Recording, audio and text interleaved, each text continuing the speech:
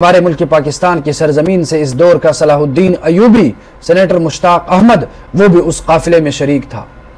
अब उनके हक में अगर आप आवाज नहीं उठाते, अगर खुदा न ख्वास्ता वो अगर शहीद किया जाए, उनको कत्ल किया जाए, फिर बाद में उन पर अफसोस करना और उसके लिए आवाज उठाना ये कोई माना नहीं रखता। वाजिबुल एहतराम दोस्तों, जैसा कि आप लोगों को मालूम है कि ग्लोबल समूद फुलटेला के जरिए गज़ा के मजलूम मुसलमानों और उन बच्चों और माओ बहनों के लिए अद्वियात और खुराक पहुंचाने का इंतज़ाम किया गया था, लेकिन जालिम और जाबिर इसराइल ने ग्लोबल समूद फुलटेला पर हमला किया और उनमें जितने लोग थे उन किश्तियों में उनको यरगमाल और कैदी बनाकर उन पर जुल्म और सितम किया जा रहा है। ये सिर्फ और सिर्फ उन लोगों पर हमला नहीं है जो ग्लोबल समूद फुलटेला में शामिल थे, उन किश्तियों के सवार पर यह हमला नहीं है, बल्कि ये आलमी इस्लाम और इस्लामी ममालिक पर हमला है, ये मुसलमान हुक्मरानों पर हमला है। लेकिन काश मुसलमान समझ सकते, आज उम्मत मुस्लिमा के हुक्मरान वो गैरों के कदमों में अपना सर रख कर उनको सजदा करने लगे हैं, लेकिन आज इसराइल ने पूरी नस्ली इंसानियत और पूरी इस्लामी ममालिक पर उन्होंने हमला किया है।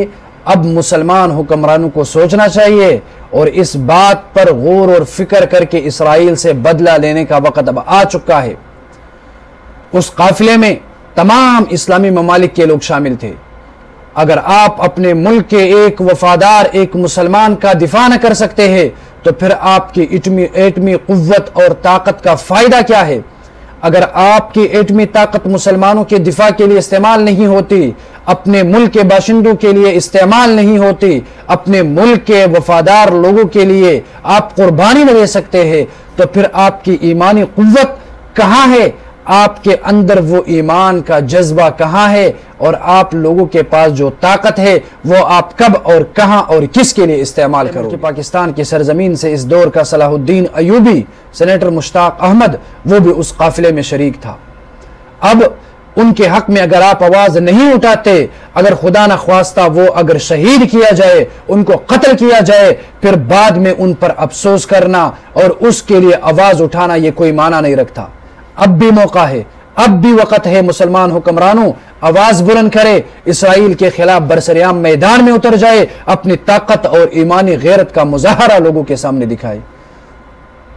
अगर आज हम मजलूम फलस्तीनियों का दिफा नहीं कर सकते, अगर आज हम उनके हक में आवाज नहीं उठा सकते, अगर आज हम उस काफिले के लिए आवाज नहीं उठा सकते, उस काफिले को इस्लामी ममालिक के लोग तहफ़्फ़ुज़ न दे सके, तो फिर ये क़यामत के दिन मुहम्मदुर रसूलुल्लाह सल्लल्लाहु अलैहि वसल्लम के सामने किस ईमान के साथ पेश हो? आज अगर सेनेटर मुश्ताक अहमद को कैदी बनाया गया है, ये सिर्फ सेनेटर मुश्ताक को कैद करना नहीं है, बल्कि ये पूरी पाकिस्तान की उम्मत मुस्लिमा और हुक्मरानों को कैद करने के मुतरादिफ है।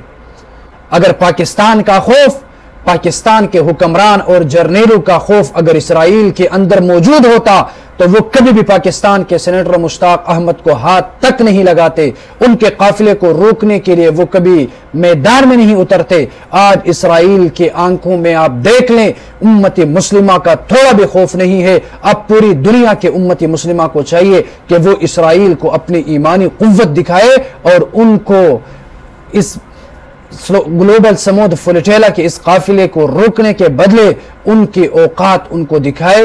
ये इस्लामी ममालिक के हुक्मरानों का बुनियादी फरीजा है। तो जितने भी मुसलमान है वो उस अजीम काफिले के लिए दुआ भी करे और उन लोगों के लिए आवाज भी बुलंद करे और अपने हुक्मरानों से ये गुजारिश भी करे और अपने हुक्मरानों के सामने धरना और जुलूस भी निकाला करे कि भाई ग्लोबल समूद फुलटेला में जितने भी मुसलमान और गैर मुस्लिम लोग हैं उनको तहफ़्फ़ुज़ दिया जाए, उनको परेशान न किया जाए। जितने सवार थे किश्तियों पर जिनको कैद किया गया है, उन तमाम लोगों को कैद से रिहा किया जाए और उनको बाहिफाजत फ़लस्तीन पहुँचाने में मदद की जाए।